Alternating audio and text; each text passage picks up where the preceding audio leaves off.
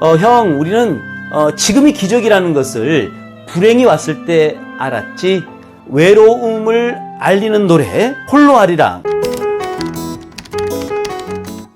안녕하십니까, 정서매직군의 리더 진석입니다. 네, 이번 시간에는요, 당당하게 살자입니다. 당당하게 살고 싶으세요? 그러면 이 세 가지를 우선 지켰으면 좋겠습니다. 첫 번째, 제3의 공간을 가지자. 두 번째, 간접 경험으로 그 당당함을 채우자. 세 번째, 외로움은 당연해야 당당해진다 라는 겁니다. 네, 우선 제3의 공간을 가지자라는 것은요, 에코 챔버 효과라는 것이 있어요. 에코 챔버. 챔버가 이제 회의실 같은 그런 방이죠. 거기에 이제 메아리 치는 거죠. 에코가 메아리 치는 것처럼 듣고 싶은 것만 듣는 온라인상에서의 효과를 에코 챔버 효과라고 합니다. 이것이 왜 문제가 되냐면, 달면 삼키고 쓰면 뱉는다. 심리학적으로 확증 편향이라는 게 있습니다. 언제 네가 그런 말 했네? 언제 그런 말 했어? 내가 듣고 싶은 것만 듣는 거죠. 확증 편향을 담게 되면 스스로에게 그 다양한 시각을 잃어버리는 그런 누를 범할 수가 있습니다. 그러니까 카테고리 안에서의 만남을 가지게 되면 대인관계의 경험이 상처가 될 가능성이 굉장히 큽니다. 왜냐하면 한 조직 내에서 울타리 안에서의 생활들, 아니면 영업직 같은 그런 생활들이 그런 예가 될 수 있겠죠.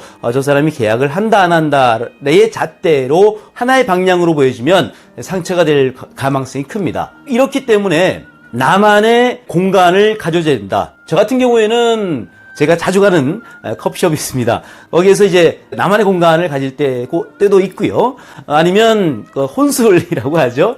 그렇게 해서 나만의 공간을 가질 때도 가끔 있습니다. 왜 제3의 나만의 공간이 있어줘야 되는가? 우리 머리 안에 외로워야 하는 공간이 따로 있어줘야 됩니다. 그러니까 같이 있으면 간섭 받기 싫고, 혼자 있으면 외로움을 타고, 이런 것들이 악순환되는 거죠. 그래서 선순환으로 돌리기 위해서 나만의 제3의 공간이 있어줘야 된다.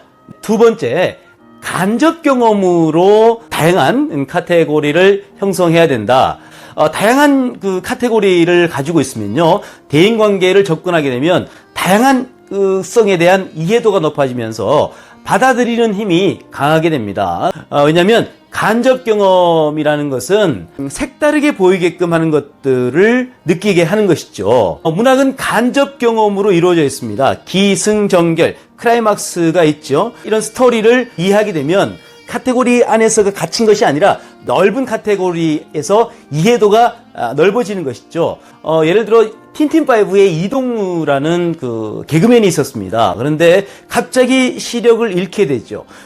그 사람이 그 시소라는 다큐멘터리 영화에서 이렇게 이야기를 합니다. 그 임재신이라는 분에게 형, 우리는 지금이 기적이라는 것을 불행이 왔을 때 알았지.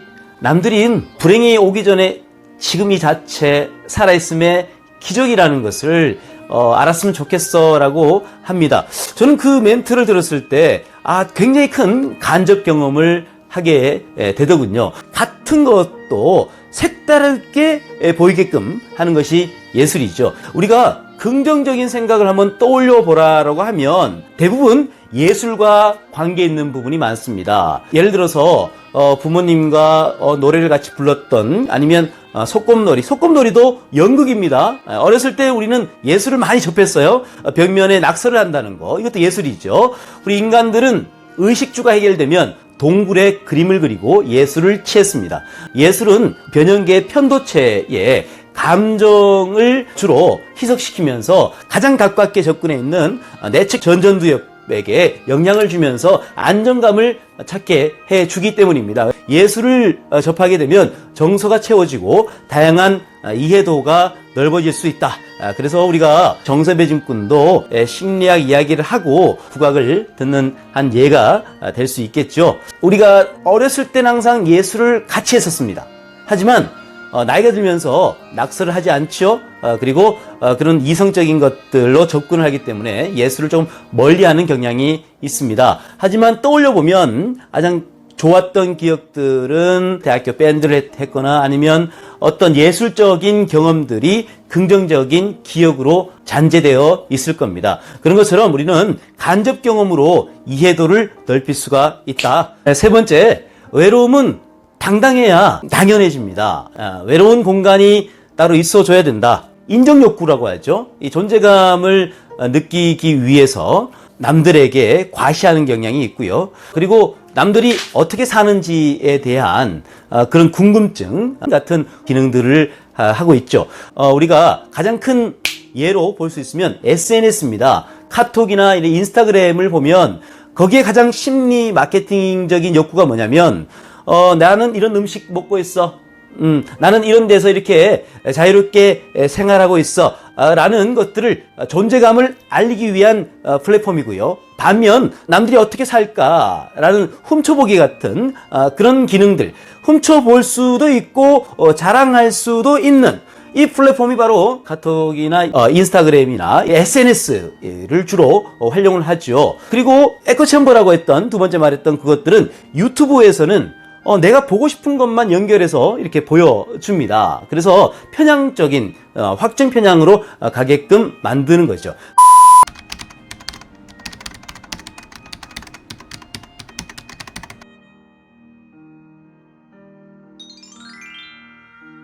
외로움을 알리는 노래 홀로 아리랑이라는 곡인데요. 이 가사가 너무 주옥 같은 게 마지막에 이래요. 손잡고 가보자, 같이 가보자 합니다.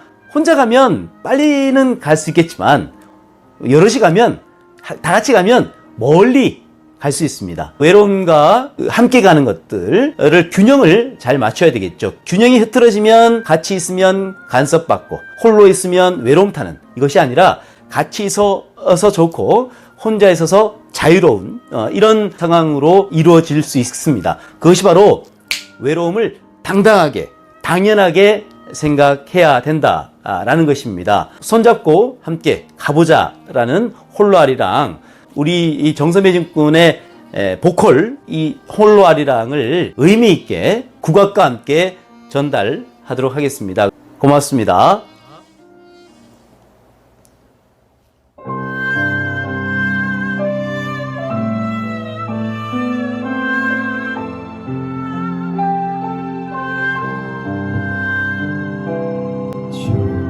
멀리 돈의 바다 외로운 섬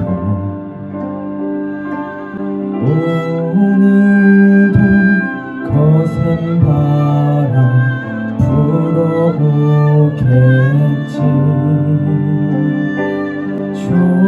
조그만 얼굴로 바람 맞으니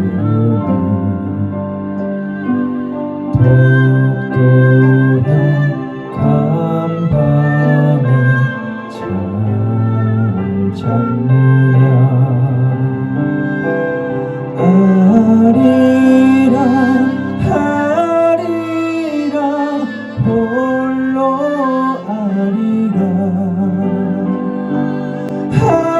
아리랑 고개를 넘어가 보자. 가다가 힘들어 쉬어가더라도